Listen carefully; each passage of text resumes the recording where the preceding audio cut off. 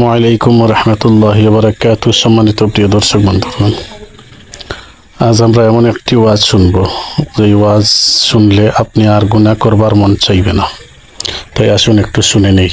আল্লাহ তাদের উপর আযাব আর গজব দিয়েছিলাম দুনিয়ার জগতে, পুরাপুরি নয় রে তোরাতুরি, এক জাতীয় গজব নয়, এক জাতীয় গজব। আমি আল্লাহ কোন কারণে দিয়েছিলাম জানো নি?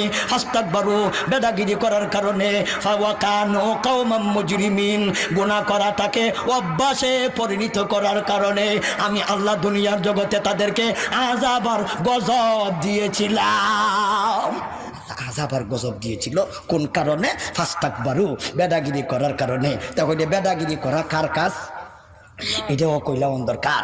এটা বেদাগিরি শান কইল আল্লাহ, কাজ হইল শয়তানের। কাজ কার? শয়তানের।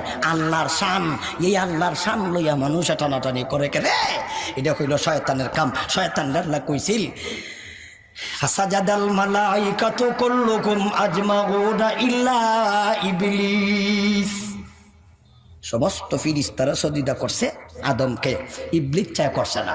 ইবলিস চা খেলা সিনন্হি, ইবলিস সজদা দিছে না।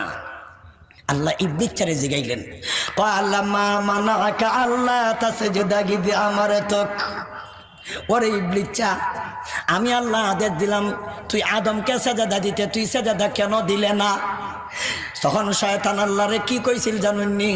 আল্লাহরে শয়তানে কয়, খালাকতা আনা খাইরুম মিনহু, আমি তো তার চাইতে বালা, আমি তো আদমের চাইতে বালা।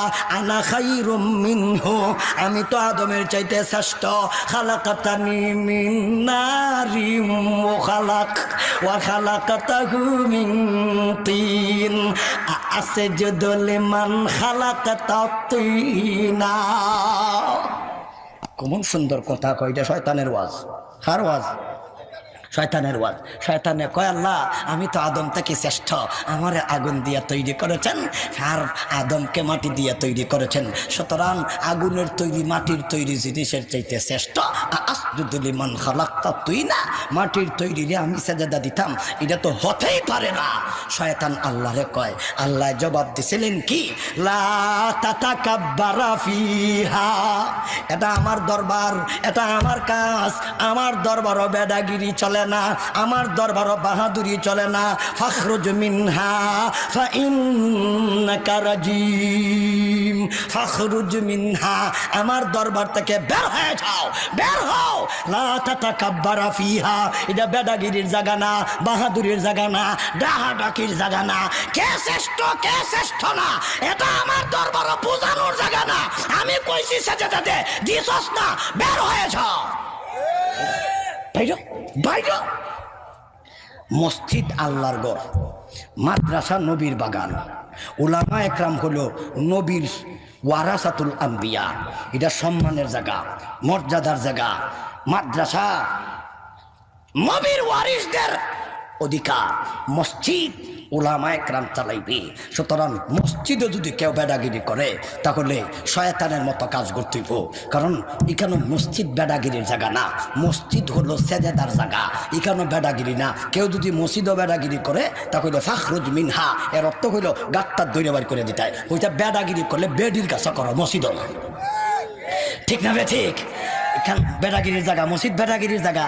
আরে বাপ রে বাপ, নেতাগিরি ইহানো মসজিদও, মসজিদও গাধার গোড়ের গাধা, গাধার গোড়ের গাধা। মসজিদও বেদাগিরি করস কেন? মসজিদ কি বেদাগিরির জায়গা? অনেক মানুষ আছে, আমার ছাত্র জীবনের কথা কই, এই সময় আমার রক্ত 200 কিলোমিটার বেগে চলতো, এখন কমছে, এখন 100 কিলোমিটার বেগে চলে। এরপরও রক্ত গরম, বুঝছেন নি? বয়স বেশি হয়েছে না তো, মাত্র 33 বছর চলছে, এই কারণে রক্ত গরম, এখনো ঠান্ডা হয়েছে না। এই বছর গেলে ঠান্ডা হইব, এর আগে ঠান্ডা হইতো না, বুঝছেন নি কারবার? তাইলে তখনকার সময় কেমন চেতা ছিল আমার, চিন্তা করছেন নি? এই সময় তো করে ফাতি রাখতাম, আর ছাত্র তো ভালো আসলাম, কিছু গরম আসিল শরীর। এটা ছাত্র যেটা বালা থাকে এর একটু বেদাগিরি তাহে ওই, ঠিক না ঠিক?